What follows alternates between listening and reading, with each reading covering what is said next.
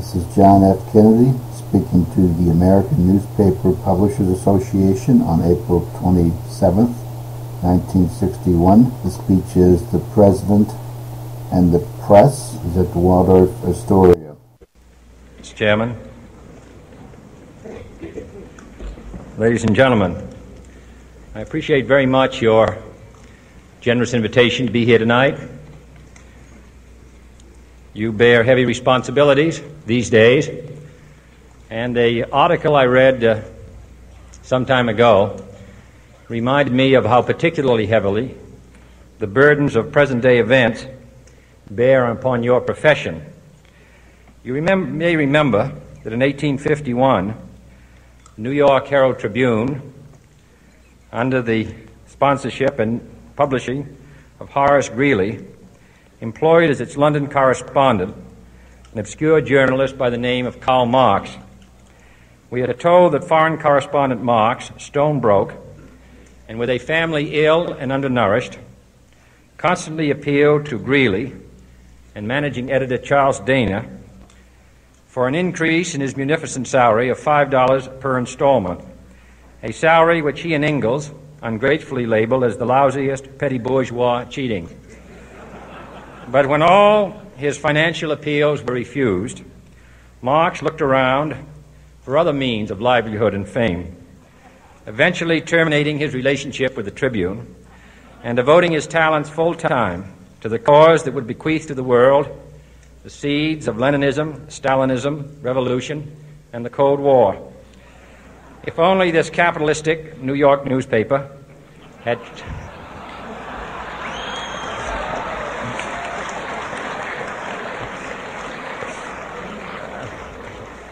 treated him more kindly, if only Marx had remained a foreign correspondent, history might have been different. And I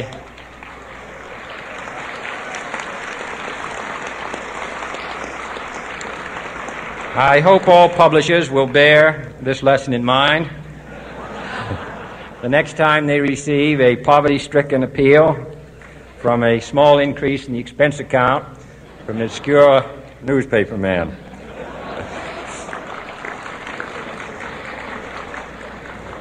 I have selected as the title of my remarks tonight, "The President and the Press." Some may suggest that this would be more naturally worded, "The President versus the Press," but those are not my sentiments tonight.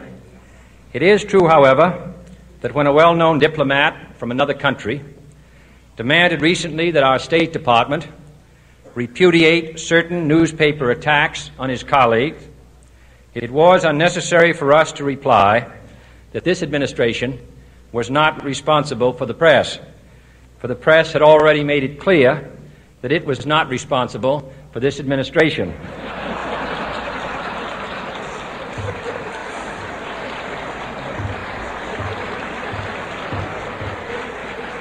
Nevertheless, my purpose here tonight is not to deliver the usual assault on the so-called one-party press. On the contrary, in recent months, I have rarely heard any complaints about political bias in the press except from a few Republicans. Nor is it my purpose tonight to discuss or defend the televising of presidential press conferences. I think it is highly beneficial to have some 20 million Americans regularly sit in on these conferences to observe, if I may say so, the incisive, the intelligent, and the courteous qualities displayed by your Washington correspondents. Nor, finally, are these remarks intended to examine the proper degree of privacy which the press should allow to any president and his family. If, in the last few months, your White House reporters and photographers have been attending church services with regularity, that has surely done them no harm.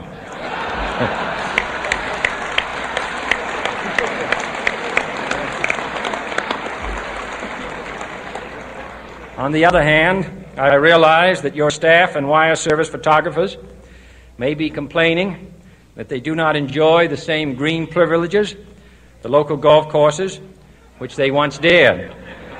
It is true that my predecessor did not object, as I do, to pictures of one's golfing skill in action, but neither, on the other hand, did he ever be a Secret Service man. My topic tonight is a more sober one, of concern to publishers as well as editors. I want to talk about our common responsibilities in the face of a common danger. The events of recent weeks may have helped to illuminate that challenge for some, but the dimensions of its threat have loomed large on the horizon for many years. Whatever our hopes may be for the future, for reducing this threat or living with it, there is no escaping either the gravity or the totality of its challenge to our survival and to our security, a challenge that confronts us in unaccustomed ways in every sphere of human activity. This deadly challenge imposes upon our society two requirements of direct concern, both to the press and to the President.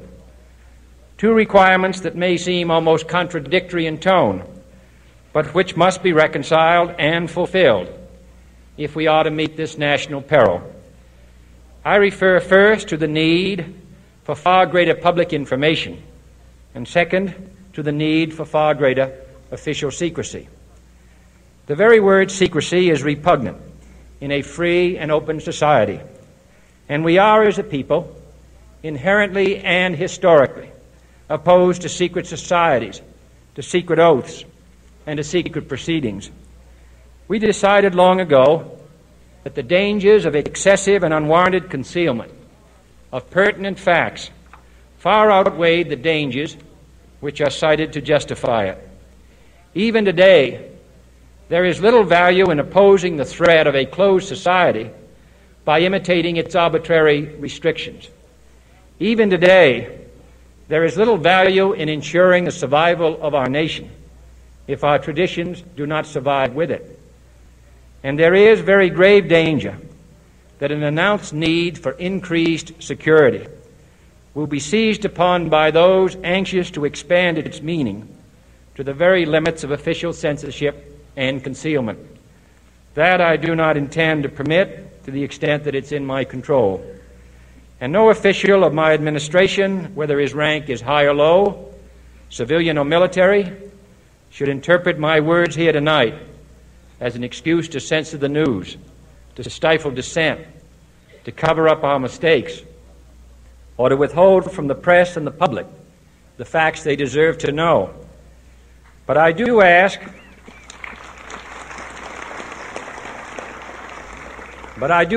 every publisher, every editor, and every newsman in the nation to re-examine his own standards and to recognize the nature of our country's peril.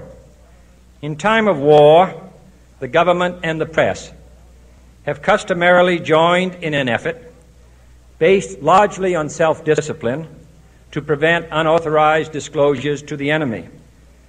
In times of clear and present danger, the courts have held that even the privileged rights of the First Amendment must yield to the public's need for national security. Today, no war has been declared, and however fierce the struggle may be, it may never be declared in the traditional fashion. Our way of life is under attack. Those who make themselves our enemy are advancing around the globe. The survival of our friends is in danger. And yet no war has been declared. No borders have been crossed by marching troops. No missiles have been fired. If the press is awaiting a declaration of war before it imposes the self-discipline of combat conditions, then I can only say that no war ever posed a greater threat to our security. If you are awaiting a finding of clear and present danger, then I can only say that the danger has never been more clear, and its presence has never been more imminent.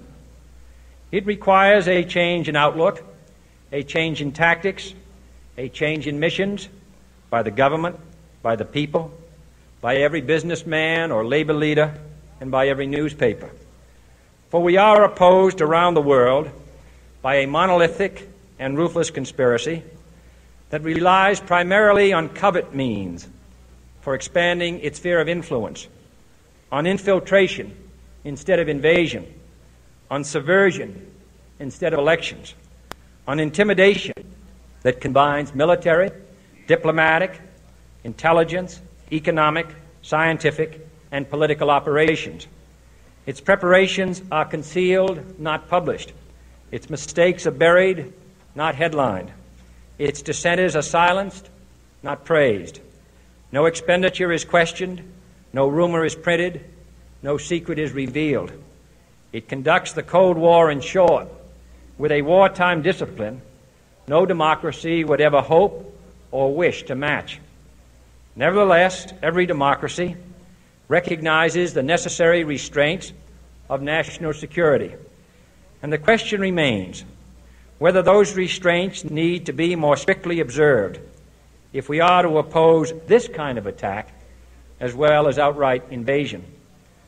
For the facts of the matter are that this nation's foes have openly boasted of acquiring through our newspapers information they would otherwise hire agents to acquire through theft, bribery, or espionage.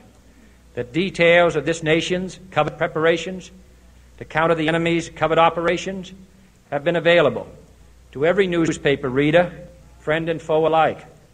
That the size, the strength, the location, and the nature of our forces and weapons, and our plans and strategy for their use, have all been pinpointed in the press and other news media to a degree sufficient to satisfy any foreign power, and that in at least one case, the publication of details concerning a secret mechanism whereby satellites were followed required its alteration at the expense of considerable time and money.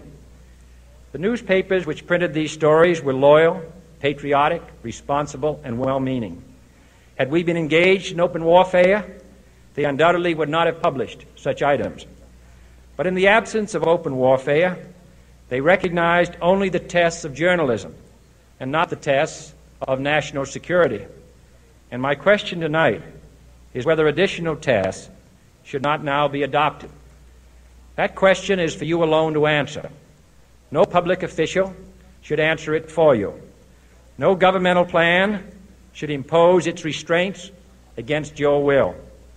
But I would be failing in my duty to the nation in considering all of the responsibilities that we now bear and all of the means at hand to meet those responsibilities if I did not commend this problem to your attention and urge its thoughtful consideration.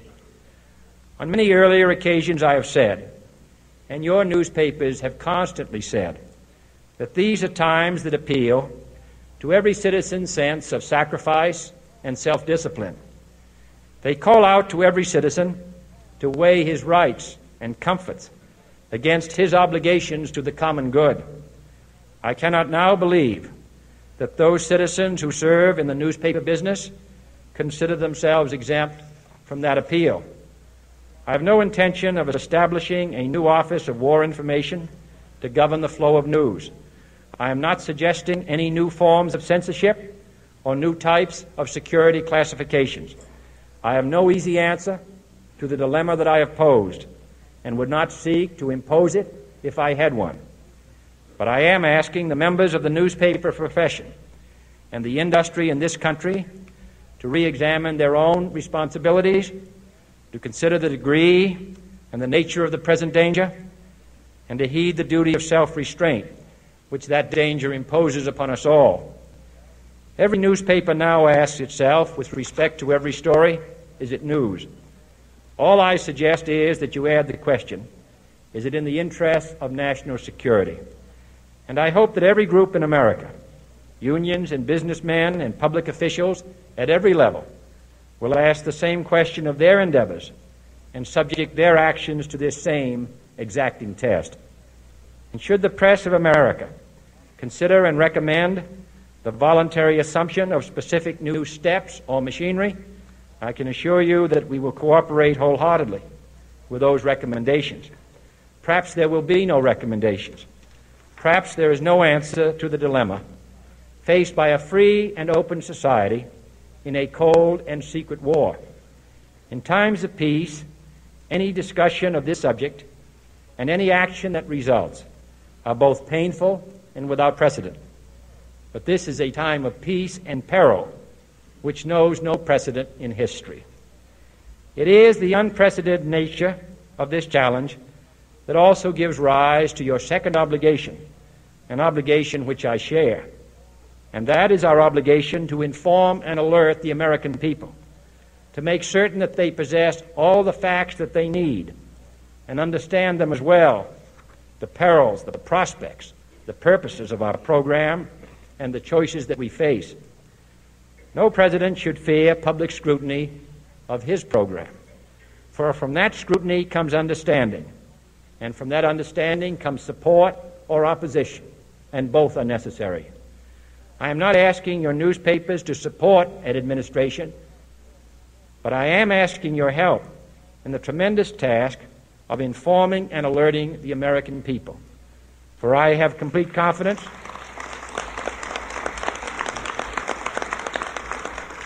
in the response and dedication of our citizens whenever they are fully informed. I not only could not stifle controversy among your readers, I welcome it. This administration intends to be candid about its errors. For as a wise man once said, an error doesn't become a mistake until you refuse to correct it. We intend to accept full responsibility for our errors, and we expect you to point them out when we miss them. Without debate, without criticism, no administration and no country can succeed, and no republic can survive. That is why the Athenian lawmaker Solon decreed it a crime for any citizen to shrink from controversy. And that is why our press was protected by the First Amendment, the only business in America specifically protected by the Constitution, not primarily to amuse and entertain, not to emphasize the trivial and the sentimental, not to simply give the public what it wants, but to inform, to arouse, to reflect, to state our dangers and our opportunities, to indicate our crises and our choices, to lead, mold, educate, and sometimes even anger public opinion. This means greater coverage and analysis of international news, for it is no longer far away and foreign, but close at hand and local. It means greater attention to improved understanding of the news, as well as improved transmission. And it means, finally, that government at all levels must meet its obligation to provide you with the fullest possible information outside the narrowest limits of national security, and we intend to do it. It was early in the 17th century that Francis Bacon remarked on three recent inventions already transforming the world: the compass, gunpowder, and the printing press. Now the links between the nations, first forged by the compass, have made us all citizens of the world, the hopes and threats of one becoming the hopes and threats of us all. In that one world's effort to live together, the evolution of gunpowder to its ultimate limit has warned mankind of the terrible consequences of failure. And so it is to the printing press, to the recorder of man's deeds, the keeper of his conscience, the courier of his news, that we look for strength and assistance, confident that with your help, man will be what he was born to be, free and independent.